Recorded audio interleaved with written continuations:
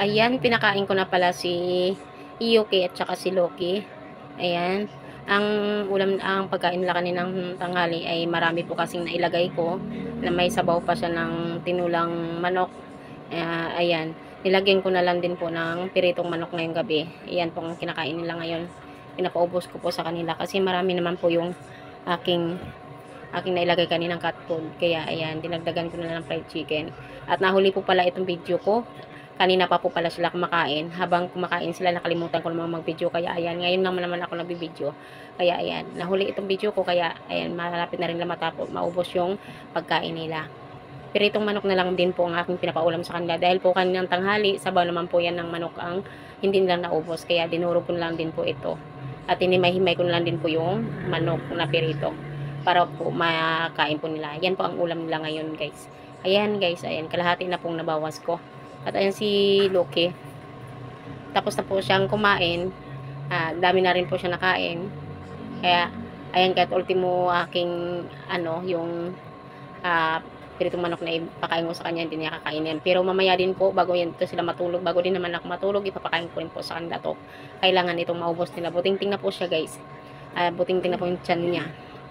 Kaya, kailangan din po ito talagang maubos to bago sila matulog at bago din naman po ako matulog kasi hindi po pwedeng hindi maubos to kasi sayang. Ayan, no, may ulam pa pong natira, fried chicken, kaya ipaubos ko sa kanila bago ko sila ilagay. Naipit pala to si Loki dito guys. Ayan, diyan siya naipit na yan, kaya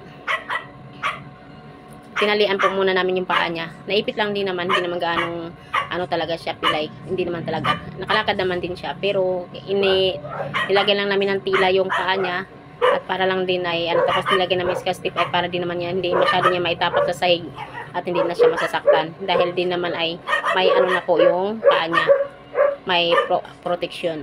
Kaya ito naman si Yuki, naiwan po siyang pa dito kumakain kasi parang nasarapan din po din siya sa ulam niyang fried chicken. Kaya ayan pa si Loki, tapos na po siyang kumain, then ayan, naglinis na po siya sa sarili niya. Ang galing, di ba? Naglinis-linis na siya sa katawan niya. Hindi na yan masasakit yung paa niya kasi hindi naman talagang totaling naipit. Hindi ko lang agad na kasi naagapan kanina sa bandang butas na yan. Hindi ko kasi agad-agad na agapan kasi kung kumuha agad kasi ako ng kutsilyo para sikwatin, para mahugot yung paa niya.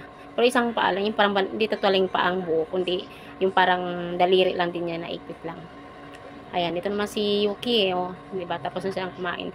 Nagharutan kasi sila kanina. Habang naghaharutan, ang isang kalingking napasok sa butas na yan. Kaya ayun tuloy, naipit yung paa niya. Hindi ko nga akala ko nga napaano na, akala ko nga inaway sa kabilang pusa nga gala dito sa amin yung pala hindi. Naipit pala talaga siya. Nataranta din naman ako, pumunta ka agad ako ng kusina, kaya naghanap ko ng kutsilyo na paan po sikwatin. Kasi naipit na nga. Ayan, si Yuki naman po ang naglilinis sa sarili niya kasi tapos na rin silang kumain.